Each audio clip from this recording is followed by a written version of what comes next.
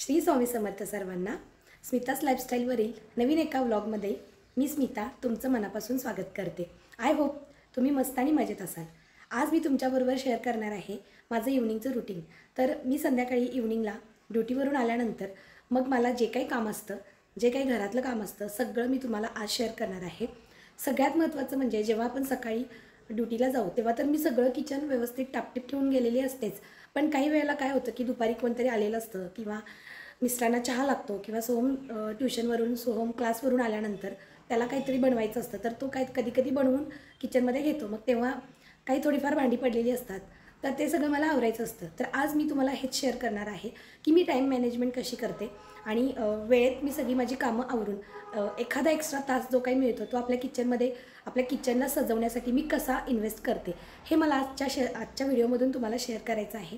तर आज मी तुम्हाला दाखवणार आहे की इथे मी माझी सगळी ग्रॉसरी ठेवते, जेणेकरून मला ना प्रत्येक वेळेला इथं मी जेव्हा किचनवरती काम करत असेल ना त्यावेळेला मला तिथल्या तिथं सगळ्या गोष्टी घेता येतात। तर काय होतं बघा, ज्या वेळेला आपण इथं फोडणी देतो ना, इकडे खिडकी आहे, खूप मोठी विंडो आहे, पण काय होतं की वारं येतं आणि त्याच्यामुळं गॅस जाऊ शकतो, म्हणून मग मी ते शक्यतो बंद ठेवते। आणि त्यामुळं काय होतं, ज्या वेळेला मी फोडणी देते ना त्यावेळेला त्या फोडणीचे सगळे जे काही हे उडतात ना, तर ते सगळे ह्याच्यावरती येऊन पडलेले असतात। आणि मग आता बघा पावसाळ्याचे दिवस आहेत, तर पावसाळ्यामध्ये काय होतं की त्याच्यावरती बुरशी पकडायला चालू होते, कारण हवेमध्ये फार आर्द्रता असते आणि त्याच्यामुळं त्या बरण्यांच्या टोपणावरती म्हणा किंवा त्या ग्लास टॉपवरती बाकी सगळ्याच ठिकाणी असे छोटे छोटे म्हणजे व्हाईट कलरची जी काही बुरशी असते ना ती यायला चालू होते। आणि मग त्याच्यामुळे काय होतं की आपलं जे काही आतून ठेवलेलं कडधान्य असतं ते सुद्धा खराब व्हायला लागतं। मग हे सगळं सेव्ह करण्यासाठी आपण किराणा भरत असतो महिन्यातून एकदा, आणि मग तो जर आपण व्यवस्थित स्टोअर नाही केला तर मग तो खराब होण्याचे चान्सेस खूप असतात। तर यासाठी म्हणून मग मी काय करते, तर आजच्या व्हिडिओमधून मी तुम्हाला ते दाखवणार आहे। व्हिडिओ शेवटपर्यंत नक्की बघा। आवडला असेल तर चॅनलला लाईक करा, नवीन असाल चॅनलवर आणि असेच येणारे नवीन नवीन व्हिडिओ तुम्हाला जर पाहायला आवडत असतील तर चॅनलला नक्की सबस्क्राईब करा आणि छान छान कमेंटसुद्धा करा, म्हणजे मला समजेल की माझे व्हिडिओ तुम्हाला मदत करतात का, किंवा माझ्या व्हिडिओमुळे तुम्हाला काही मदत होते का। तर चला तर मग जास्त वेळ न घालवता आजच्या व्हिडिओला सुरुवात।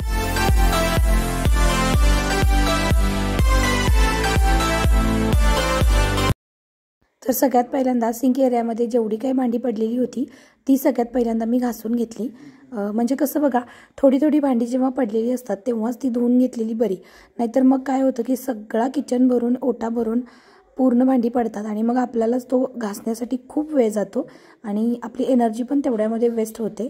तर म्हणूनसाठी मग मी काय करते की आल्या पहिल्यांदा दुपारी जे काही थोडीफार साठलेली भांडी असतात, टिफिन म्हणा किंवा चहाची भांडी किंवा दुपारी सोहम वगैरे जेवलेली भांडी, तर ती मी लगोहात धुवून घेते।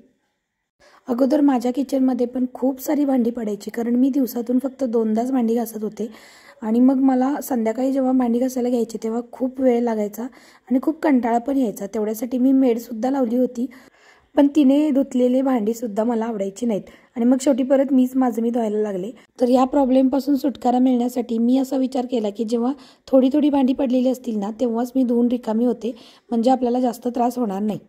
तशीच दुसरी सवय म्हणजे काय, तर की आपण जेव्हा भांडी धुतो त्यावेळेला त्याचे सगळे साबणाचे शिंतोडे वगैरे पाण्याचे शिंतोडे पाठीमागं बेसिनच्या उडलेले असतात, तर ते सुद्धा लगोहातच एका कापडाने स्वच्छ पुसून घ्यायचे, म्हणजे त्याचे डाग तसे राहत नाहीत आणि आपल्याला पण किचन ओटा आपला क्लीन दिसतो। चला तर मग तुमच्याशी बोलत माझी आता इथं भांडी पण स्वच्छ करून झालीत, तर आता सगळ्यात पहिल्यांदा कुकर लावून घेते आणि डाळ पण लावून घेते, जेणेकरून काय होईल की मी इकडचं सगळं क्लिनिंग करेपर्यंत माझी डाळ आणि कुकर पण होऊन जाईल। तर त्यासाठी मी आम्हाला जेवढे लागतात तेवढे तांदूळ घेतलेले आहेत, ते मस्त असे धुवून घेतले।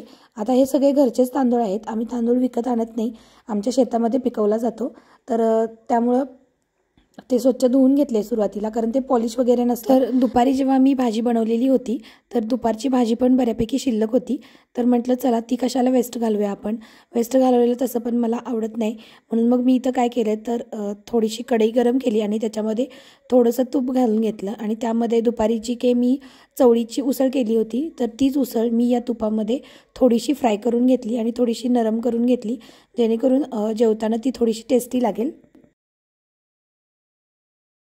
तर भांडी सगळी स्वच्छ केल्यानंतर मी भाताचा कुकर लावला, तसंच मी त्या साईडला डाळसुद्धा मी शिजायला ठेवली। ती शक्यतो मी नाही कुकरला लावत, कारण मग त्याच्यामुळे ॲसिडिटी जास्त होते, म्हणून मग मी ती अशीच शिजवते. लगेच 5 ते 10 मिनटामध्ये मुगाची डाळ शिजते. तर आता इकडे कुकर आणि ते होईपर्यंत, आणि भाजी तर काय आपली दुपारची शिल्लक होती. मी शक्यतो असं वेस्टेज जेवण घालवत नाही, कारण इतकं महाग असतं बघा. आपण किराणा आणायला जातो तेव्हा आपल्याला लक्षात येतं, आणि मग एवढं सगळं महाग असतं, आपण इतकं ते छान पद्धतीनं बनवलेलं असतं आणि ते संध्याकाळी फेकून देणं मला आवडत नाही. तर मग मी काय करते की सकाळच्या जी काही भाजी शिल्लक असेल आणि ती जर संध्याकाळी आम्हाला तिघांना पुरणार असेल तर थोडंसं तूप घालून मी ती परत एकदा फ्राय करून घेते आणि मग तीच आम्ही खातो. संध्याकाळी थोडंसं वरण किंवा आमटी बनवली तर आम्ही तिघांना ते पुरेसं होतं. तर आता फक्त भाकरी करायच्या राहिलेल्या आहेत. आम्ही संध्याकाळी भाकरीच खातो, त्यामुळं भाकरी सगळ्यात शेवटी गरम गरम करायच्या जेवतावेळी, म्हणून मग मी त्यानंतर करेन. मग आता माझ्याकडे वेळ आहे. आता वाजलेत बरोबर 6:30. अजून 1 ते 1.5 तास माझ्याकडे आहे. त्याच्यानंतर मग सोहम येतो, सोहमचा अभ्यास वगैरे असतो. तर आता आपण हा कॉर्नर जो आहे तो सेट करून घेणार आहोत. चला तर मग. तर काचेवरती ठेवलेल्या जे काही बरण्या आहेत ना, त्या सगळ्या बरण्या मी आता पहिल्यांदा खाली काढून घेते. आता त्या बरण्या काही मी वॉश करणार नाही, कारण मी जेव्हा ग्रॉसरी भरते त्याच वेळेला अगोदर मी त्या बरण्या स्वच्छ केलेल्या असतात आणि मगच मी ग्रॉसरी भरलेली असते. फक्त असं आठवड्यातून एकदा डीप क्लिनिंग व्हावं म्हणून मग मी या पद्धतीनं ते सेट करत असते. तर म्हणूनसाठी मग मी त्या बरण्या पहिल्यांदा खाली घेतलेत. आता मी फक्त त्याचे जे कॅप आहेत तेवढेच धुणार आहे आणि बाकी त्या बरण्या फक्त बाहेरून मी क्लीन करणार आहे, कारण वरतीच फक्त जास्त थर जमा झालेला असतो. बरण्या काय आजूबाजूनी तेवढ्या खराब होत नाहीत. तर आता एक काच मस्त अशी वरून खालून छान पुसायला लागले. ज्यावेळेला याच्यावरती जास्त डाग पडलेले असतात ना, तर त्यावेळेला मी ती सरक काढते आणि साबण पाण्याने स्वच्छ अशी धुवून घेते, वाळवते आणि मगच मी ती स्वच्छ पुसून लावते. तर आज काही तेवढं घाण झालेलं नव्हतं म्हणून मी फक्त पुसून घेतलेली आहे. त्यानंतर 2nd नंबरची काचसुद्धा मी पुसून घेतली आणि लगोहात बॅक साईडला जे काय पांढऱ्या फरशा लागलेल्या आहेत, एकतर त्याचा पांढरा कलर आहे त्यामुळे त्याच्यावरती धूळ आणि हे जमा होतं. थोडं जरी तेलकट डाग पडलेत आणि त्याच्यावरती धूळ जाऊन बसली तर ते अजूनच खराब दिसतं, म्हणून मग मी वॉल टाईल्ससुद्धा पाठीमागच्या मी स्वच्छ करून घेत आहे. आता शेवट नंबरची जी काही काच आहे ती जरा बऱ्यापैकी खराब झाली होती, म्हणजे त्याच्यावर तेलाचे डाग पडलेले, तर ते सुद्धा मी आता डिटर्जंटनं ते धुवून घेतलेले आहे. आणि ती खालची जागा जी काय आहे तिथं पण असे चिकट आणि चिवट डाग पडलेले होते, तर ते सुद्धा मी आता विम लिक्विड आणि स्क्रबरच्या साहाय्याने घासून काढत आहे. आणि आता मग मी ते सगळं साहित्य लावून घेणार आहे. तर इकडे काचा क्लीन करायच्या अगोदर ना मी त्या बरण्यांचे जे कवर होते ना, तर ते सुद्धा मी स्वच्छ असे घासून धुवून घेतले होते आणि ते थोडे सुकायला ठेवले होते.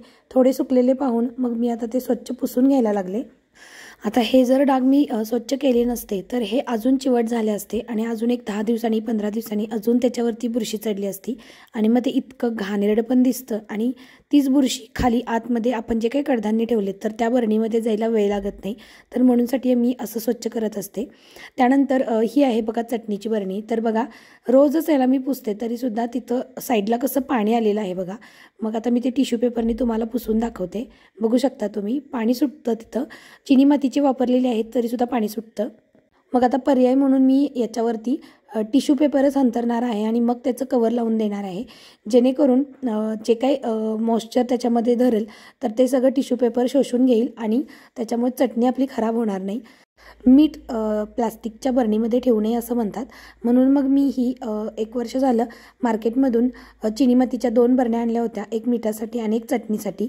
तर मिठाला सुद्धा सेम प्रॉब्लेम होतो बघा, रोजच मी ते क्लीन करते तरीसुद्धा तिथं पाणी सुटतं, म्हणून मग इथं सुद्धा मी टिश्यू पेपर अंतरून घेणार आहे.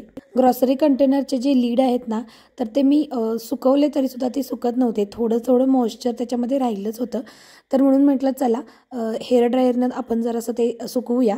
तर मग मी ते हेअर ड्राय वापरून ते एकदम ड्राय करून घेतलेत आणि आता त्याच्या ह्याला ते लावून घेत आहे.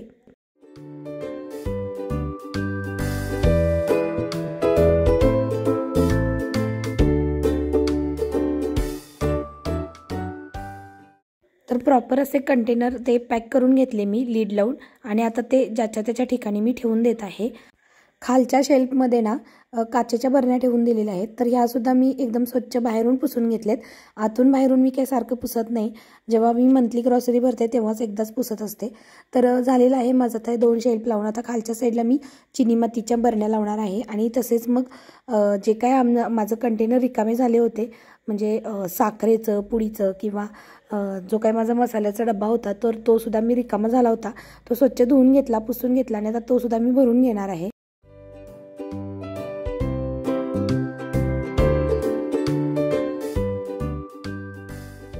तर मसाल्याचा डबा भरत असताना असं खाली टिश्यू पेपर किंवा एखादा प्लास्टिकचा पेपर किंवा कॉटनचा कपडा अंतरत जावा.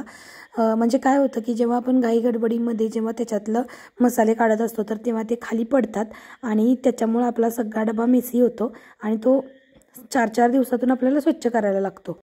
टिश्यू पेपर जर लावलेत ना तर जेव्हा काही खाली पडेल तेव्हा आपण वरचं जे काही वाटे आहेत त्या बाजूला काढून फक्त टिश्यू पेपर चेंज करू शकतो. त्याच्यामुळे आपलं फारसे एफर्ट्स वाचणार आहेत.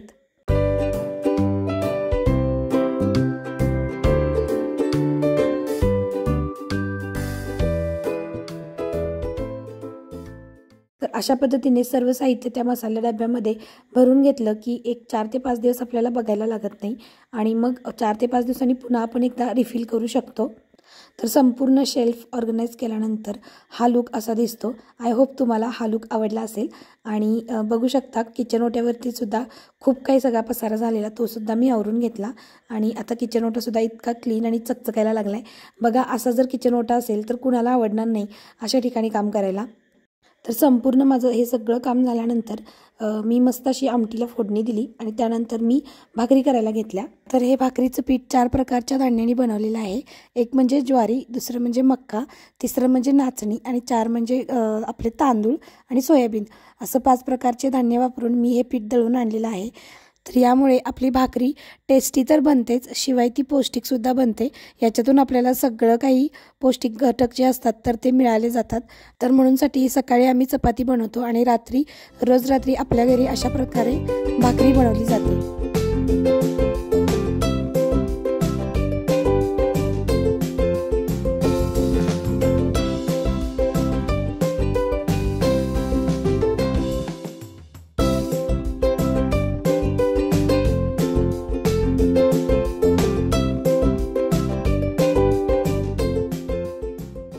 भाकरी बनवत असताना भाकरीचे काही शिंतोडे किंवा डाग वगैरे आपल्या किचन ओट्यावरती राहतात. तर म्हणून मी भाकरी झाल्यानंतर लगोहातच कापडाने ते स्वच्छ करून घेत आहे.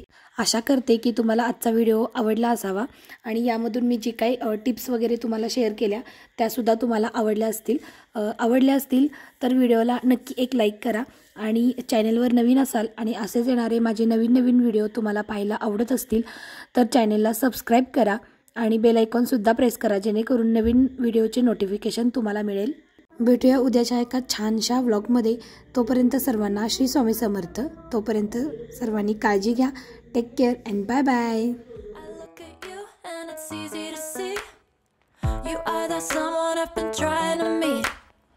I got your number, won't you pick up the phone?